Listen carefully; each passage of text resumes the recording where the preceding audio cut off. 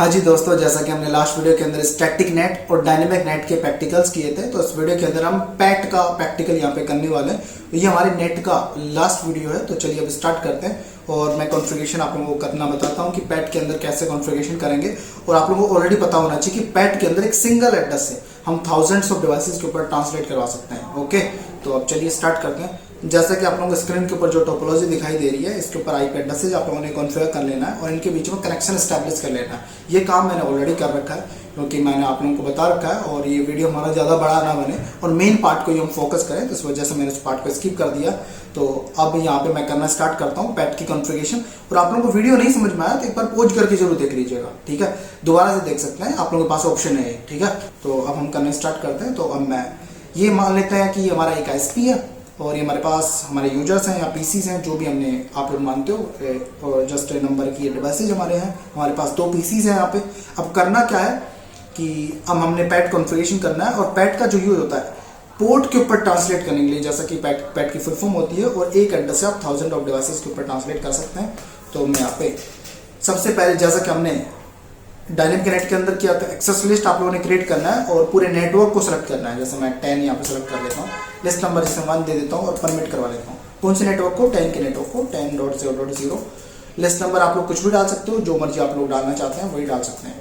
कोई मैंडेटरी नहीं है कि मैंने यहाँ पे 1 डाला तो आप लोग 1 ही डालोगे। एसीएल आप लोगों को अच्छे से आता है तो आप लोग समझ गए होंगे यहाँ पे कि 1 जो भी नंबर है मैं यहाँ पे डाल रहा हूँ उसका मतलब क्या है। यदि आप लोगों को नहीं पता तो पहले एसीएल के वीडियो जरूर देखिएगा, ठीक है।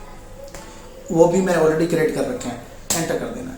जैसे मैं एंटर करता हूँ अब यहाँ पे IP net, same configuration dynamic net की तरह। ओके, आईपी नेट और यहाँ पे पूल नेम हम कुछ भी दे सकते हो। पूल नेम जैसे मैंने क्रो डाला। देन उसके बाद स्टार्ट आईपी एड्रेसेज आप लोगों से पूछेगा, जैसे मैं क्वेश्चन मार्क लगाता हूँ स्टार्ट आईपी एड्रेसेज। तो मैं यहाँ पे भाई पब्लिक एड्रेस लेंगे ना, आईएसपी के नेटवर्क का एड्रेस, तो मैं यहाँ पे दे देता हूँ 20.0.0.10, मतलब एक ही एड्रेस को जो मैं ट्रांसलेट करने जा रहा हूँ 20.10।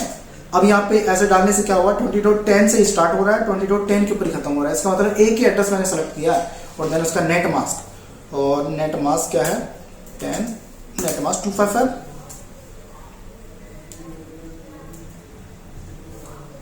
नेट मास्क है 255.0.0.0। एंटर कर देना। उसके बाद IP net inside source list, then question mark मैंने लगाया।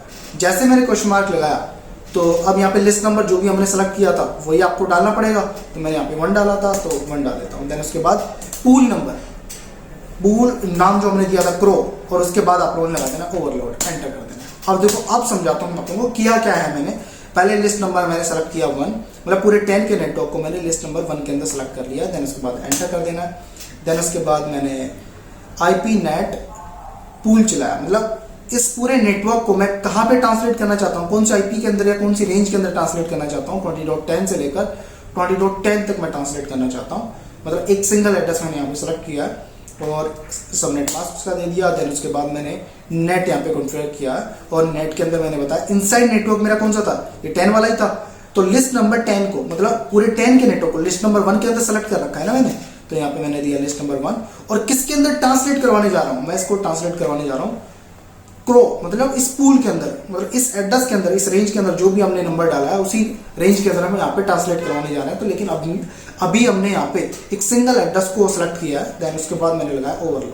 अब ओवरलोड का मतलब क्या है कि अब इस डिवाइस की कैपेसिटी है कि ये कहाँ तक ट्रांसलेट कर सकता है, तो मैक्सिमम जहाँ तक ये ट्रांसलेट कर सकता है वहीं तक वर्क करेगा, ठीक है। तो ओवरलोड मैंने यहाँ पे लगा दिया, बस एक डिफरेंस है। तो क्या है, एक यहाँ पे ओवरलोड मैंने लगाया, ओके, बस यही डिफरेंस है इसमें। देन उसके बाद इंटरफेस के ऊपर जाना है और इंटरफेस के ऊपर जाने के बाद आप लोगों ने इनसाइड नेटवर्क और आउटसाइड नेटवर्क यहाँ पे सेलेक्ट करना है। तो 0/0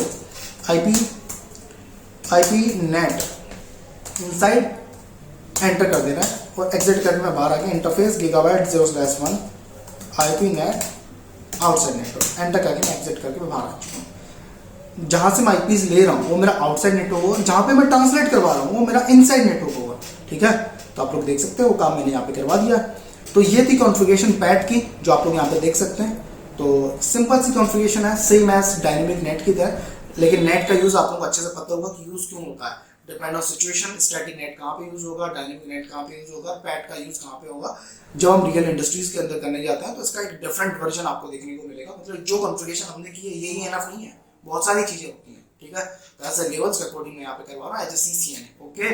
तो अब यहाँ पे देखो हमने जो करवाया यहाँ पे पैट का कॉन्फ़िगरेशन किया था, लेकिन अब आप लोग बोलोगे कि हमने एक ही एड्रेस यहाँ पे सिलेक्ट किया, तो इसका मतलब मैं यहाँ से पिंग करूँ यहाँ पे तो 20.10 के ऊपर पिंग होना चाहिए, तो यहाँ पे नहीं होगा जैसा कि स्टैटिक नेट के अंदर हुआ था। वो स्टैटिक नेट के अंदर हमने क्या बताया था कि यही जो एड्रेस है 10.2 इसके ऊपर हमने एक पर्टिकुलर एड्रेस सेलेक्ट किया था कि उसके अंदर ही ट्रांसलेट होगा, तब हम पिंग कर पा रहे थे।